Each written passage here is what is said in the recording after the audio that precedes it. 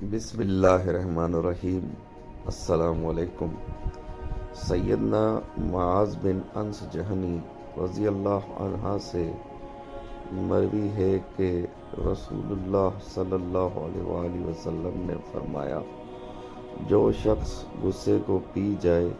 حالانکہ وہ بدلہ لینے پر قادر بھی ہو، اللہ تعالیٰ اسے تمام مخلوق کے سامنے بلائے گا اور اس کو یہ اختیار دے گا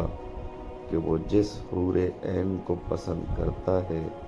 اس کو لے لے، اور جس نے اللہ تعالیٰ کے لیے تواضع کرتے ہوئے اچھا لباس نہیں پہنا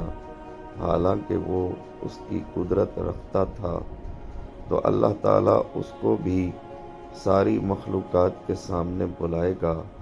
اور اسے یہ اختیار دے گا کہ وہ ایمان کی جو پوشاک پسند کرتا ہے وہ پہن لے۔